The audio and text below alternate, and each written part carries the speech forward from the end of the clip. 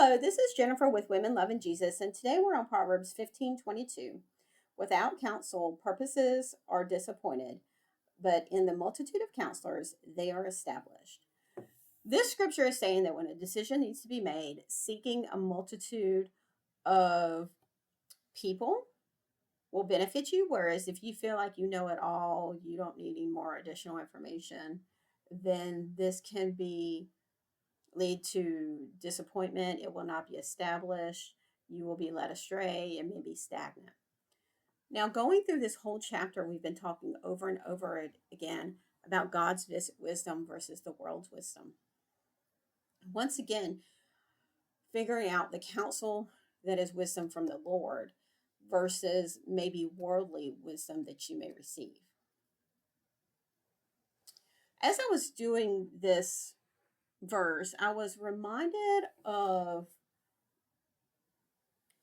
a training that I had to participate in. With my trainings, I do some that are Christian based and I do some that are not Christian based because I am licensed with states and I have requirements to get certain education and certain trainings. I went through a training, and this person in the training had talked about that they had gone to Catholic school and they were very happy that they don't align themselves with those values anymore. So I'm assuming that they're not saved. And I'm pretty sure from that comment, this is not godly wisdom. And in the training, they are a therapist, licensed, participating for many years, but definitely came from a worldly perspective, not one of God. And I will say, actually, a very good teacher. I had a good skill set for teaching, better than me, very articulate, presented very well, and had years of experience. But as I was listening to, and this is training other therapists, many, many, many therapists, she starts talking about a theory, and this is a true theory that is a little popular with mental health. And it states that the goal of treatment a therapist should have is not that their patient will get better or that the symptoms will even be reduced, but they need to accept that they're going to be depressed, anxious, whatever it may be, forever. So the goal is not to get better, not to reduce any symptoms, but you're just not going to get better. So no hope. Right away, I was like, one of the great things about Jesus and the Lord is the hope. We've talked about his love, we've talked about his mercies, we've talked about his wisdom, but there is hope. We always have hope, unlike unbelievers in the world. All things are possible with God, which is what the word says.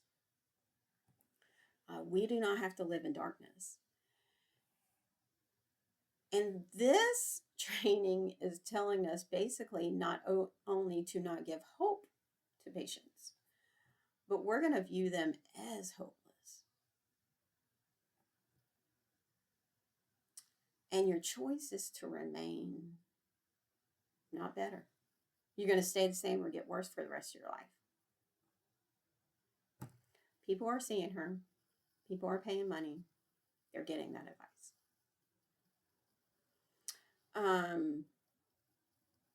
And one thing about the scripture we need to know is there is a multitude of advice, and some of them are God and some of them are not. That is not godly advice. It does not align with scripture and what God says about us. The problem is we've got to be aware that there's two different advices. There's advice of the world and advice of God.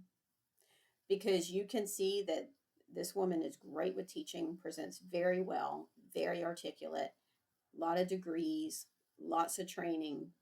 But ultimately, the foundation of what she is going to present to you in therapist is your situation is hopeless and there is no hope. Whereas with God, all things are possible. So I pray that the scripture today has encouraged you with the word of God, and I thank you for listening.